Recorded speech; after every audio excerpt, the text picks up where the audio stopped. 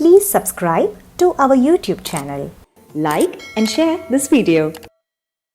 శ్రీ మహాగణాధిపతయే నమః. ఐం మహాసరస్వత్యై నమః. శ్రీ గురుభ్యో నమః. ఇవాళ లలితా త్రిపుర సుందరీదేవి యొక్క అలంకారము.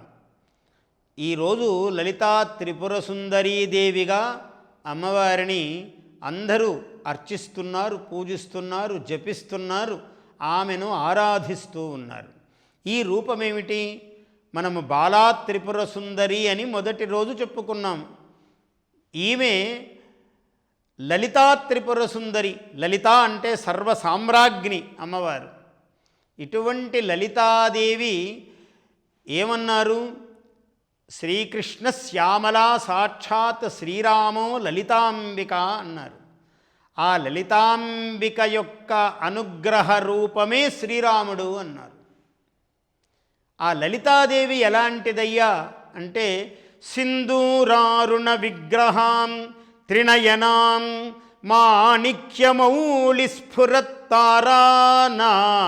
శేఖరాం స్మితముఖీం ఆపీన వక్షోరుహాం పాణిభ్యాం అలిపూర్ణరత్నచషకం రక్తోత్పలం బిభ్రతీం సౌమ్యాం రత్నఘటస్థరక్తచరణాం ధ్యాయేత్ పరాం అంబికాం. లలితాదేవి ఎలా ఉంటుంది అంటే ఆమె చెరకు గడ పట్టుకుని ఇలా చెరకు గడతో లలితా త్రిపుర సుందరీదేవి. త్రిపుర సుందరి, 3 పురములు. అంటే ఏమిటి ఈ 3 పురములు? త్రికాలములు, త్రిపురములు, త్రిభువనములు. అందుకనే ఆమె ఇంకొక చోట భువనేశ్వరీదేవి, త్రిభువనేశ్వరి. త్రిపురాంతకునిలో ఉన్నటువంటి త్రిపురాంతకుడైన మహాదేవుడు, దేవదేవుడు, ఆదిదేవుడు, సదాశివుడు. ఆయన త్రిపురాసుర సంహారం చేశాడు. ఆ త్రిపురాసుర సంహార సమయములో అంతర్గతముగా ఉన్నటువంటి శక్తి త్రిపుర.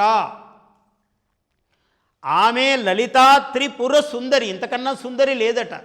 త్రిపురములలో, త్రిభువనములలో సుందరి ఆమె. ఆమె సౌందర్యము వేనోళ్ల వర్ణింపబడినది. వేదములలో, పురాణములలో, ఇతిహాసములలో, మంత్రశాస్త్రములో విశేషించి అమ్మవారి యొక్క తత్వము. సింధూర అరుణ విగ్రహం. ఆ చెప్పగానే అసలు ఆ ఎర్రదనమట అమ్మవారు. ఆ ఎర్రని ఆ అరుణమైన విగ్రహం కలిగి ఉన్నది. బాలసూర్య ప్రభాభాసమానమైనటువంటి తేజస్సు కలిగి ఉన్నది అమ్మవారు. త్రినయనాం, 3 కన్నులు ఉన్నాయన్నాడు. మాణిక్య మౌళి స్ఫురత్ తారానాయక శేఖరాం. ఈ మాణిక్యముల చేత మౌళి ప్రకాశిస్తూ అందులో ఒక ఇందుని బద్ధరత్నముకుటాం అన్నాడు గాయత్రిలో. అమ్మవారి యొక్క శిరస్సులో చంద్రరేఖ ఉన్నది. అలా ఉన్నది అమ్మవారు. స్మితముఖీం, ప్రసన్నముగా నవ్వుతూ ఉన్నది అమ్మవారు. మందస్మిత ముఖి అయి ఉన్నది అమ్మవారు.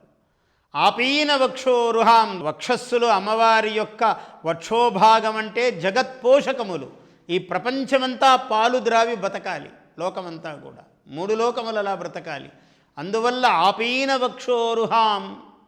అటువంటి తల్లి ధ్యాయేత్ పరాం అంబికాం అని చెప్తూ ఉన్నాడు. ఆ త్రిపుర సుందరీదేవి యొక్క సౌందర్యము ఇంతింతని ఏ మహాకవులు కూడా వర్ణించలేరు. అటువంటి త్రిపుర సుందరీ దేవత యొక్క ఆరాధనము, అనుష్ఠానము, పూజా విధానము, అలంకారము ఇవాళ కుంకుమాది సుగంధ ద్రవ్యముల చేత అమ్మవారిని ఇలా అలంకరించి అర్చిస్తూ ఉన్నారు. ఈ తత్వమును మనమందరం కూడా అందుకోవాలి. త్రిపుర సుందరిని భజిస్తే నీకేమొస్తుందయ్యా? నీవు కూడా జగన్మోహినీం అన్నారు అమ్మవారిని. ఆ త్రిపురములను ఆమె సౌందర్యము చేత మోహింపజేస్తున్నది.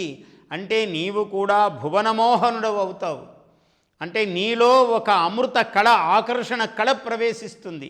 నీవు పురుషుడివైనా, స్త్రీ అయినా, నీవెవరైనా, ఏ లింగమైనా, ఎప్పుడైతే ఇవాళ త్రిపుర సుందరీదేవిని పూజిస్తారో త్రిపుర సుందరి అనుగ్రహ బలము చేత, మంత్రబలము చేత నీ శరీరములో ఆ ఆకర్షణ కళ ప్రవేశిస్తుంది. క్లీంకారము అమ్మవారు క్లీం స్వరూపము.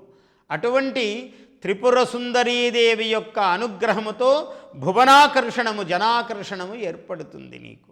అటువంటి అనుగ్రహము అమ్మవారిని కొలిస్తే కలుగుతుంది. కాబట్టి ఇవాళ మంత్రశాస్త్ర ప్రకారము అలంకరింపబడి ఆరాధింపబడుతూ ఉన్నటువంటి అమ్మవారి ఆరాధనలో పాల్గొనడము, దర్శనం చెయ్యడము, ఆమెను పూజించటం అన్నది నీకు కూడా తదనుగ్రహ కళ నీ యందు ప్రవేశించి నీవు కూడా ప్రకాశించే సన్నివేశము. సర్వమానవులకు ఇటువంటి అనుగ్రహ ఫలము లభించుగాక. లలితా త్రిపుర సుందరీ దేవతాయై నమః. Please subscribe to our YouTube channel. Like and share this video.